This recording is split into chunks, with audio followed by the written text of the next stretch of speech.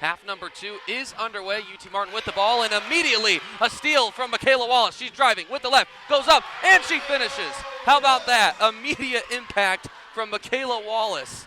I love the defense that Michaela Wallace plays with, face guarding Kenley McCarn and causing havoc there, doing what she does best. She takes so much pride in the defensive side of the ball. 65 steals now on the year, a program record, and on the other end, a quick response from Nora Clark, 2 points on the layup, 35-34.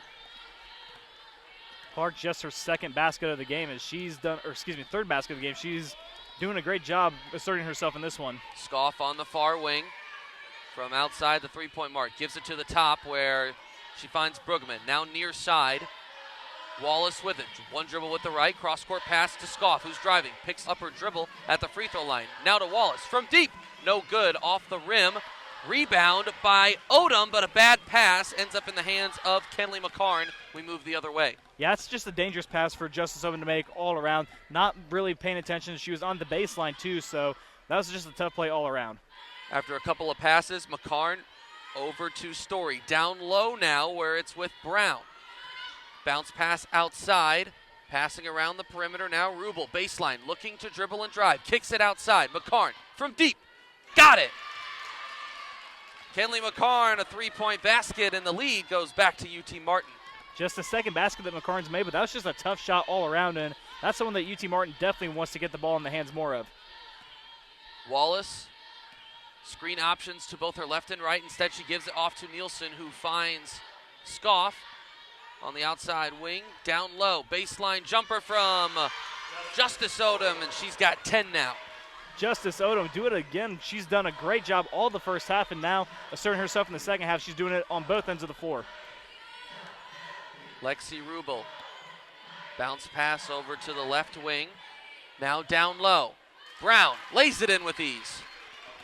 That was the matchup all the first half. Anaya Brown and Justice Odom, and right now it looks like those two are picking up right where they left off. Wallace now with it at the top, 39-37, Martin on top, gives it off to Bruggeman. She's at the top now, dribbling with the left, gives it off to Nielsen at the left wing, carries it to the free throw line where she gives it off to Scoff. She's looking to drive, picks up her dribble, kicks it back out. Nielsen from deep, off the front rim, rebound by Anaya Brown.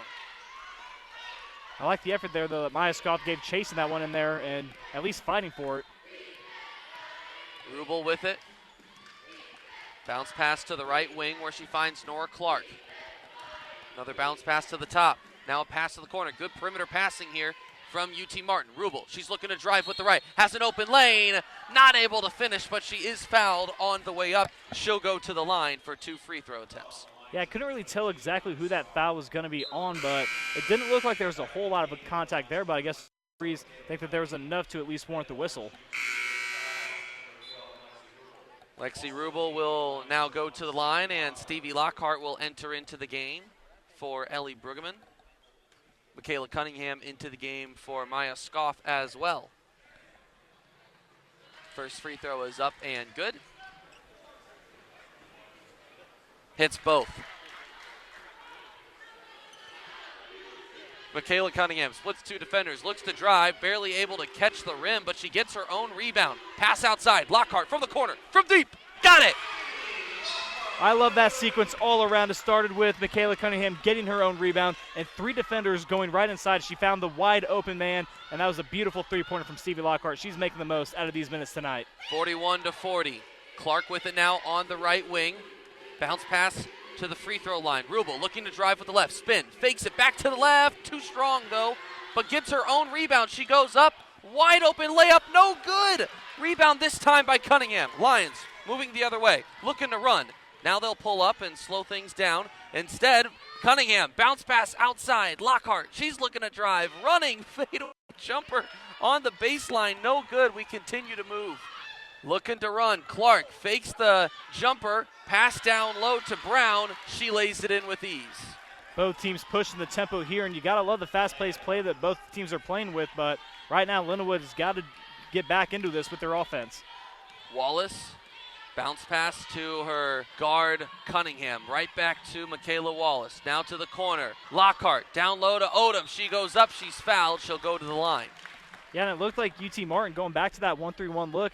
Coach Amy Egan Tuesday after practice said that that's something that they prepared for because that's something that UT Martin did quite a bit in the first game that these two teams played in, and right now it looks like UT Martin's going right back to it.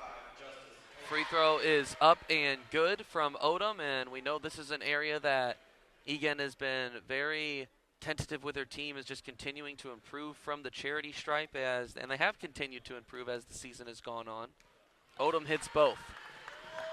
Lindenwood 6 of 7 tonight from the line, and Justice is 4 of 4. Two numbers I'm sure Amy Egan's very pleased with. 43-42. Martin on top. McCarn, guarded by Cunningham, gives it off. Now down low. Rubel turns, faces the basket. No good. Tried to lay in the contested layup.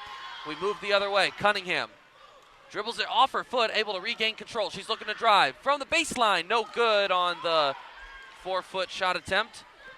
Martin now looking to move quickly. Story with it. She'll pull up, finds McCarn. Great backdoor look.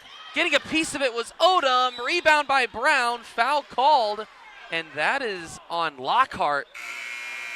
Yeah, if anything, I thought that should have been at least been a jump ball because it looked like both teams had a piece of the ball, and I didn't see any grabbing of the arm either, so that's an interesting call on both sides tonight. Could make an argument for it either way, but regardless, we will go into a media timeout now where we will take a break as well. 43-42, UT Martin on top of Lindenwood. You're listening to Lions women's basketball on KCLC Radio. McCarn with it at the top as play resumes. 4.5 to play in quarter number 3. Martin up by 1. Attempted backdoor bounce pass there from Nora Clark, but she passed it straight into the dancers on the sideline. Lindenwood will get the ball back.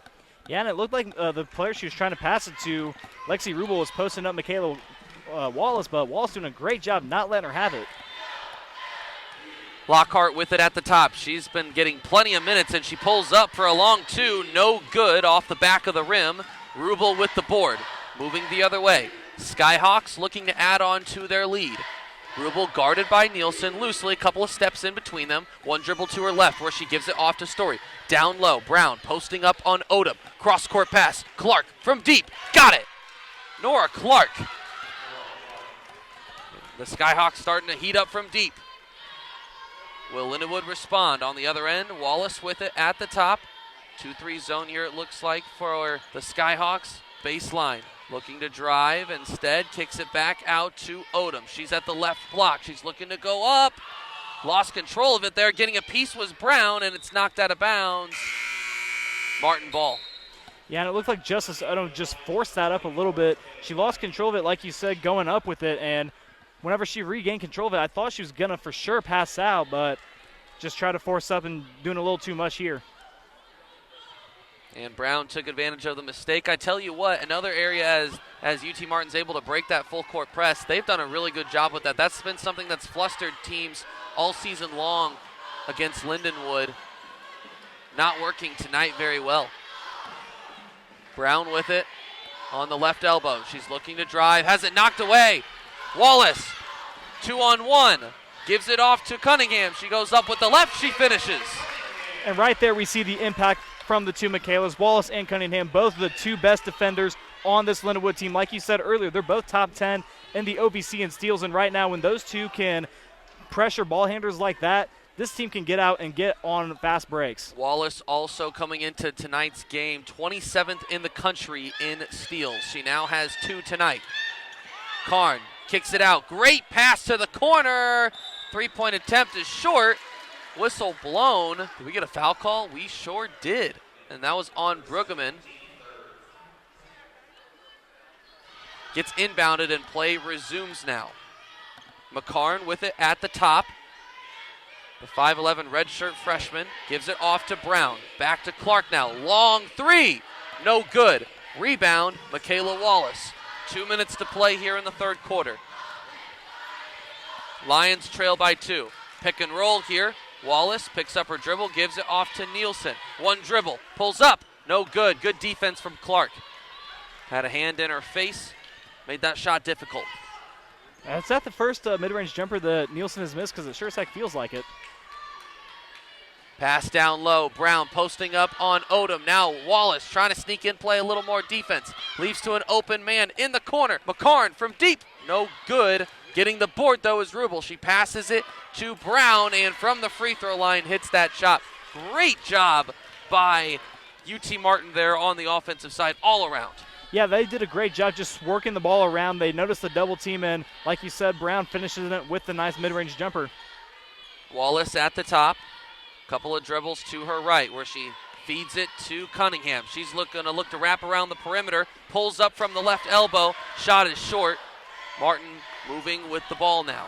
And that's something that you don't see Michaela Cunningham miss all too often is those wraparound jumpers there, but that one just short-armed it. Rubel guarded by Wallace. Hands it off to Story at the top. She's looking to drive with the right. Foul called on Michaela Wallace. Got to be smarter there. Cannot commit that foul. That'll be her third. And she will come out of this game now. Entering in will be Lockhart. Odom exits as well, as Selena Arnland will likely finish out the third quarter. 49.5 to play. 48-44 our score. McCarn will inbound. Finds Clark. Quickly gives it to Story at the top. Near wing, looking to drive now. McCarn had it knocked away. Foul called on Lindenwood's Cunningham. Oh, my. Yeah, I'm not exactly sure what they're calling that on. I don't either. To me, if anything, that whistle should be for a kick ball, but even then, that's still a questionable whistle there. I wasn't even sure if Cunningham even touched her. I thought she just touched the ball. But either way now, McCarn will go to the line. An opportunity to add on to this lead. First free throw is good. Hits both. 50-44, 40 seconds to play here. 11-second difference between shot and game clock in the third quarter. Lindenwood had a 1-point lead going into halftime. They now trail by 6. Arnland with the ball gives it right back to Cunningham. On the right wing, she takes it to the corner. Cross-court pass to Nielsen, and she's called for a travel.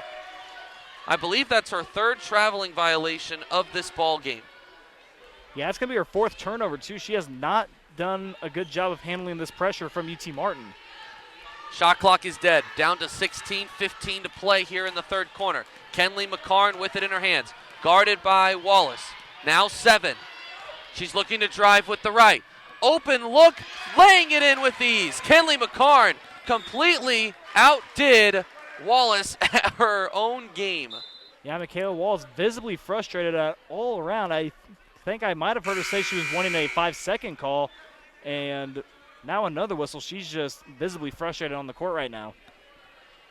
They called a turnover on Lindenwood, an inbounding violation, and Egan was trying to argue that she called a timeout. Ball is quickly inbounded, shot put up, no good there from Nora Clark. Either way, not the finish to that third quarter that the Lions were hoping for. An 8-point lead for Tennessee Martin. 52-44 is our score. We'll take a break. When we return, we'll have the final of 4 quarters of this one. You're listening to Lindenwood Lions women's basketball, KCLC 89.1.